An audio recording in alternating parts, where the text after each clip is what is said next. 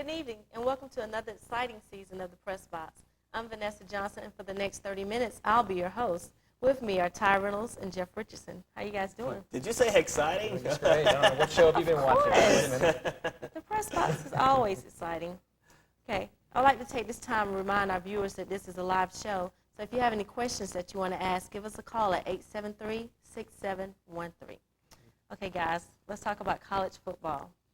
What about your Dogs? Are they meeting up to their expectations? Do we have to talk about that? Oh, well, that's basically a lead into my answer here. No, and I'll tell you why. When you come out there and you play a South Carolina team that I think is bad, and you try to give away the game to them with having 3 fumbles, and you somehow hold on just because you played a crummy team and you beat them 24-21. Then you come home and you have an embarrassing loss to Tennessee. That's the key term here, embarrassing. That game was awful. Tennessee just ran simple off-tackle plays and ran on them at will. They made them look like a bunch of little boys out there. There's no excuse for a program like this. No, this team is not meeting expectations. Yeah, they can go out there and score 70 points on a little team like Northeast Louisiana. That's fine. But when you have to play big, tough teams, this guy doesn't crack it. Georgia is not meeting expectations. I don't think they're even close. What do you think, Jeff? Well, I think Saturday's game, Ray went out and tried to pile on the points to satisfy the alumni, and obviously he didn't do too good a job here with Ty because he's not very happy about that. No, I'm not.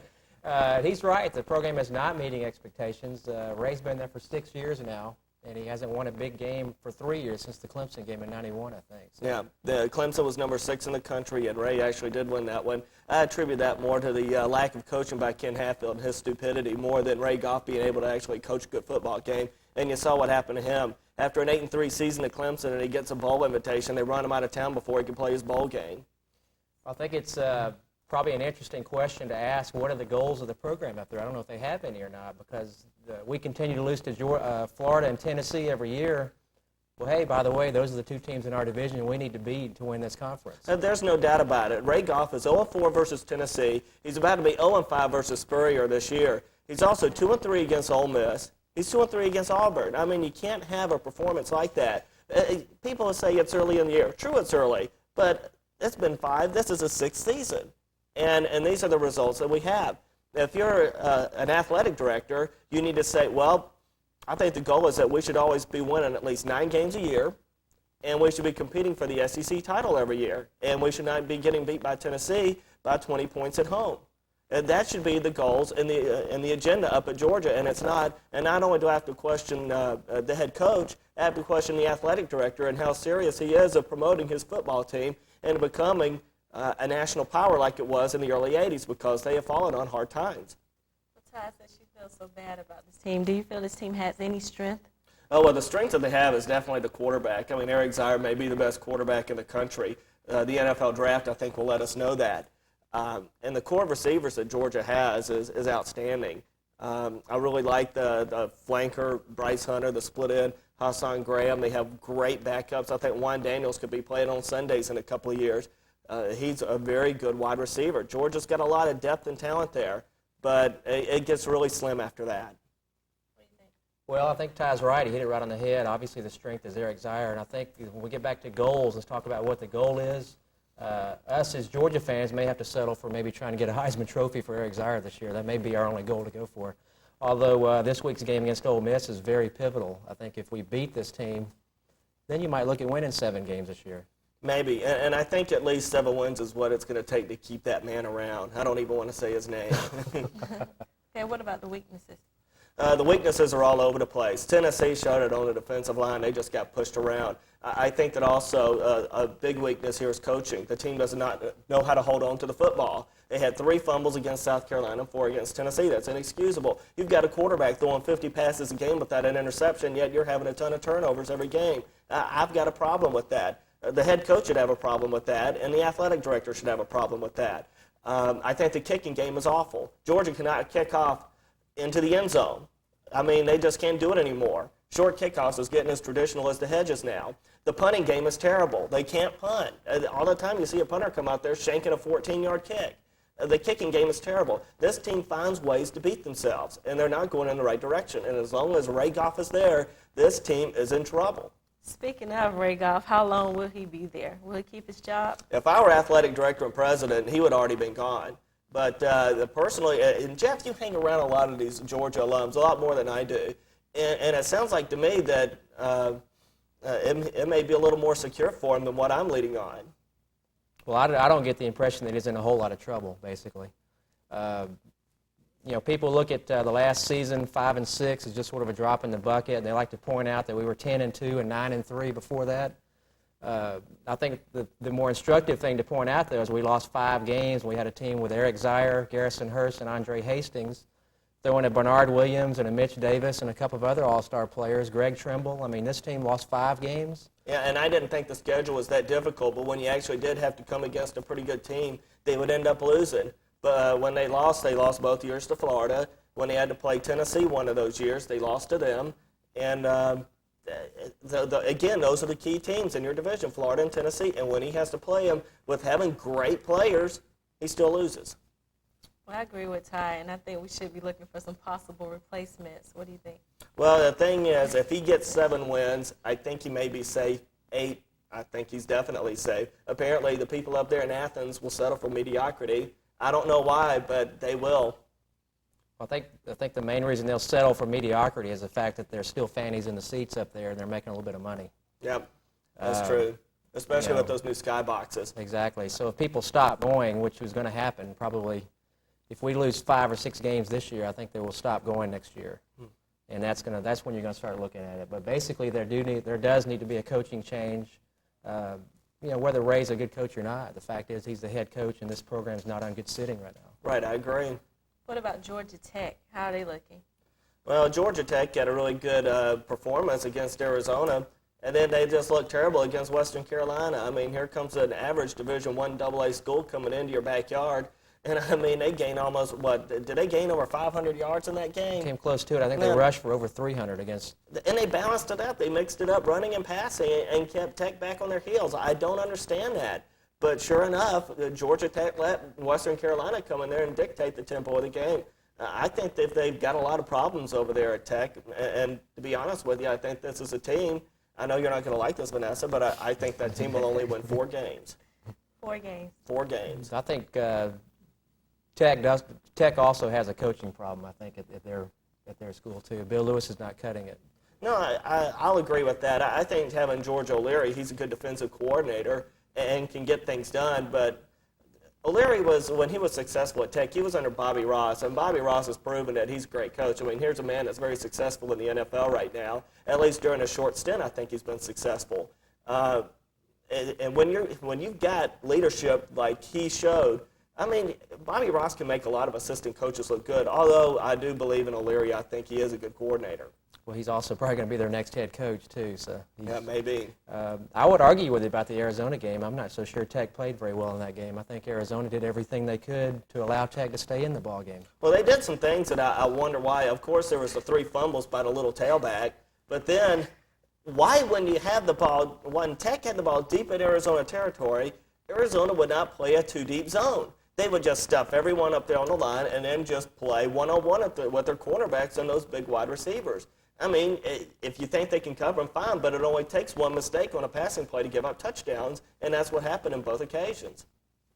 Well, I think you're looking at Tech. They're playing a brand-new quarterback in front of a big crowd in a nationally ranked game, and I think Arizona probably didn't give the guy much credit. No, they did. And he did burn him twice, so they paid for it. Yeah. I think Luganville's a pretty good quarterback. Okay. You mentioned some problems on this team. You want to elaborate on that? Well, first of all, I think there's a lot of dissension on the team. I think that there are some players that want Donnie Davis to be the quarterback, and there's some who want Tommy Luganville to be the quarterback. There was an article that came out in the Macon Telegraph.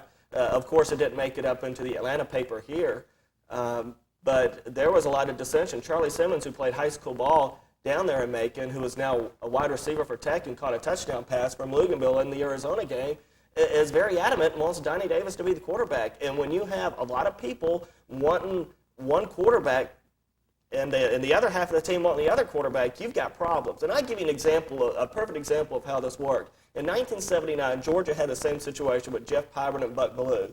They went 6-6 that year, or 6-5. They just had a terrible season. Pyburn graduated. Bellew took over. They won the national championship the next year. having a guy named Herschel come around his freshman year helped a little bit. But, again, I think that when you get rid of that dissension and your team focuses on having one quarterback, I think it makes a lot of difference. You agree? I agree. Okay. Let's talk about dominating classes in the NCAA. Who do you think is the dominating Well, class? I think that there's 5 dominating teams right now. Jeff, I like the 3 Florida schools, Florida, Florida State, Miami. I think Penn State has been dominating, and I like Nebraska.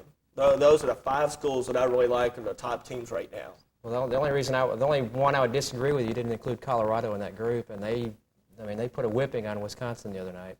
I'm skeptical about Colorado. Last year their defense was suspect, and here it is. They put a whipping on Wisconsin, but I don't know if Wisconsin is ready to play this big league team yet. I mean, here it is. They don't have the speed on that team to keep up with Colorado. That was so evident. There was just no way that some of those linebackers and some of those defensive ends could keep up with some of those players out there. Colorado just beat them any which way they wanted to, up the middle, around the end, over the top.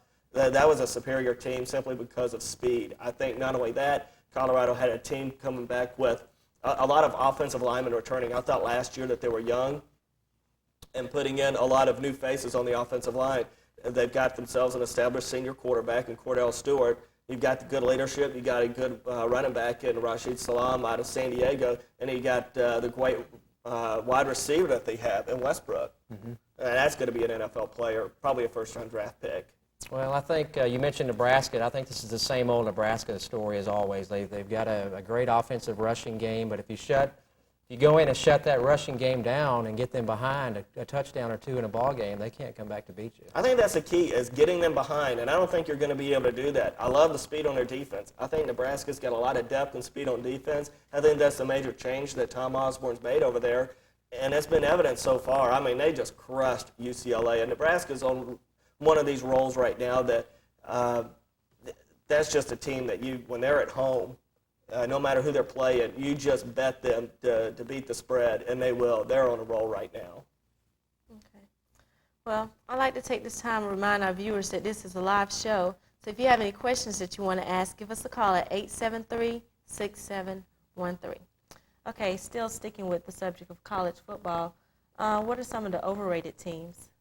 I think we saw an overrated team show how lucky they are in the Southeastern Conference, and that was Auburn. I mean, this was a team that should have been beat. They only gained 160 yards of offense against a very mediocre LSU team, and that game was at Auburn.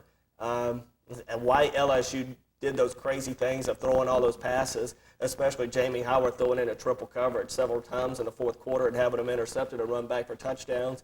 I don't know. If I were the athletic director at LSU, I'd have a big problem with Curly Hallman right now. Well, I think Curly's in a lot of hot water. He may not last the rest of the year. That was a terribly coached ball game Saturday. Mm-hmm. And the other team that I think is very overrated is Texas. This is a team that went up to Pittsburgh and barely beat those guys. Pittsburgh is a horrible team. I mean, they are just bad. And Ohio State just killed them over the weekend. They had a 14-point win versus Louisville at home. But Louisville was driving at the end of the game and just threw a sideline pass that had it intercepted and run back for a touchdown. I mean, if Texas doesn't come up with that big play, they could have lost that game. Well, I'm going to go out on a limb and say that Notre Dame is an overrated team. Maybe. Here's a team that was down to Michigan State at the half by 2 touchdowns and basically sort of got lucky and came back and wins by a point. They get beat the week before at Michigan. I don't think Michigan's a very strong team. So Michigan's a team that is suspect. I'm waiting to see how they do against Colorado this weekend. They're a 3.5-point pick. I love the speed of Colorado in this game. Michigan is playing a big old lug, Trevor Price, who should be a defensive end in college football. He's 265 pounds, running out there as an outside linebacker on a 34 defense. I think Colorado's going to eat that up. I just think that he's going to be an easy man to block when they run to the corner. But remember, Michigan beat Notre Dame without Tyrone Wheatley playing. So. Well, Notre Dame, I think, has got, they had to replace 4 offensive linemen. And whenever you have to replace 4 offensive linemen, the start of your season is going to be very slow. But when the middle of the season comes up, I can assure you, Notre Dame will be ready. They're going to be in a New Year's Day bowl. Well, remember, I guess probably the main problem is they're playing a freshman quarterback this year. So. Well, you had 4 interceptions, and sure, you're going to get that out of a freshman sometime. And you'd like to be able to protect them with having an experienced veteran offensive line, but they just don't have that right now. But Lou Holtz knows what he's doing. That's a good coach. I think Notre Dame will be okay in a couple of weeks. Maybe too late. Oh, it may be too late for a national title, but I mean, how many teams have won a national title when you lose 4 offensive linemen? And look how we talk about Notre Dame. They lose a game early, it's like you talk about their standards, a national title. I mean, that's what their standards are. It's like throw out the year almost, there goes the national title. And, that, and going back to what we talked about with Georgia, I mean, what are the standards there? Having a winning season, maybe getting to a bowl game. And then you look at Notre Dame, the standard there. What's the goal? Win the national championship. But they don't mind letting everybody know that, and that also creates some friction amongst all the fans. And, hey, they lost a game, and I was happy to see it. So no national title for Notre Dame. Oh, well, you're not the only one. Or Georgia. Well, but that's not the standard. Okay, you mentioned earlier some plays that you like. Yeah. Boy, do I. Florida State last year, when they played North Carolina, they played that game up at Chapel Hill, and they beat them 33-7. Well, here it is. North Carolina is losing a ton of players. Had 8 guys coming back. They barely beat TCU at home, and now they're going down to Tallahassee, and they're only a 22-point dog. I think Florida State getting Derek Brooks and all those Foot Locker guys back are going to kill those guys. I think that they'll cover that easily, not to mention that they're in this quote, national title race where you've got to sit there and get impressive wins like Florida. That's a good game that I like. I also like TCU getting 7.5 points against one of the most overrated teams in the country in Texas. And Alabama as a 30-point favorite over Tulane. And this is another team that has lost 4 offensive linemen, and their offense is very stagnant. I think they have some troubles over there right now. So you're saying you're going to take Tulane in that game? I think Tulane in the 30 points. All right, I don't think Alabama can score 30, so they're not going to beat anybody by 30. No, I agree. So Tulane in the 30, I would go for that. And the other one I like Wisconsin, laying 10 to Indiana. Indiana ran the ball really well against Kentucky, but then I don't think Indiana's got the speed that Colorado had. I think Wisconsin's going to be able to stop the run and win that thing at Camp Randall. I think they'll cover the 10. Let's go back to Florida State and 22 at North Carolina. I think you're probably right. They do have a point to prove. Those players that were suspended are going to be fired up and ready to play.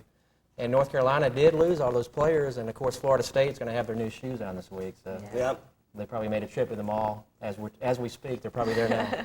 Another thing I can't understand about Alabama, now this is a team that's had some awesome defensive clubs. Here they are, they just creamed Miami in the Sugar Bowl a couple of years ago with their defense. And last year, even despite having about 1 million injuries on the defensive line, Alabama was in the top 5 in team defense. And now here they are, they come in and change from a 3-4, which has been so successful, and they change to a 4-3. I don't understand why you change philosophy, because they haven't had any coaching changes over there. I don't know why they changed from a 34 that's been so successful. I think that's another problem that they've had. Yeah, that's true. Okay.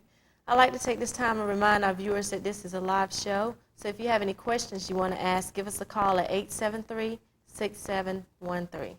Okay, let's move on to the NFL. Emmitt Smith versus Barry Sanders tonight. Well, I think what it's going to come down to is a Detroit defense that gave up 28 points to the Atlanta Falcons at home, having to go down into Dallas and playing the Cowboys in Irving. I think it's going to be a long night for Detroit. I think Troy Aikman could just pick them apart whichever way he wants to throw the football. Are we sure that's playing at Dallas tonight? Yes. Yeah. It is at Dallas, okay. They're a 13-point pick, but, I mean, if the Falcons can score 28 points on those guys, then I think Dallas can easily score 28. And after I saw Dallas cruise into Three Rivers and stop Pittsburgh the way they did, I think they have a really good defense. I think you're right, Ty. Dallas appeared to be hurting a little bit going into this season because they lost several players from last year's team. We're talking about Ken Norton and Tony Casillas and a couple other big-time defensive players. So. But they came back and dominated Pittsburgh, and they beat Houston in Houston last week, which is not really an easy task. So. No. Okay, we have a phone call. Thank you for calling. Caller, you're on the air. Yeah, I have a comment for Ty. Okay. Okay. Have you ever coached? No, I haven't. I've just turned the dial here and listened to you for like 3 minutes. You want to fire Goff, you want to fire Lewis. No, I didn't say I wanted to fire Lewis. Now you're on Stallings, and No, actually, I was wondering why Gene Stallings is changing his defense that was so successful from a 3-4 to a 4-3, where he was so dominating. But my point being that, there's certainly some good coaches, aren't there? Oh, sure there are. And I think Gene Stallings is an excellent coach. I think his defensive line coach, Mike Dubose, is a wonderful coach. I think his defensive coordinator, Bill Oliver, is wonderful. I think that Bobby Bowden's a great coach. I think Joe Paterno is a great coach. And you think George O'Leary's ready to replace Bill Lewis? No, I think he is. I don't know if Ty said that, but I think he will be after this year, certainly. Yeah. I think you need to spend more time on your show with a little bit more positive things about programs instead of knocking everybody. Okay, well, thanks All for right. your opinion, and thanks for the call. Try to do that next week. Thanks. Okay. Well, let's talk about the Falcons. You think they can have a winning season? We're not allowed to knock any more teams, so I guess we'll go ahead and turn the TV off and let's go home. Apparently, then Ray Goff it's okay for him to sit there and to earn $500,000 with salary, television shows, radio shows, and perks to sit there and lose critical big games. All I'm saying is that they need to make a change because I think they can do a whole lot better. So I don't think it's very interesting or instructive to sit here and pat everybody on the back and tell them what a great job they're doing because some of these guys aren't doing a good job. Why not be able to go ahead and say that? No, and I think if you go to Baton Rouge and talk to a lot of LSU fans, I think that you would see a lot of people that do want to see a change there. Well, they're giving me the wrap-up sign, so I guess I'll thank you guys, and I'd like to thank our sponsors, Dirty Al's and Northside Drive, and we have a new time, so we'll see you next Monday, 8 o'clock.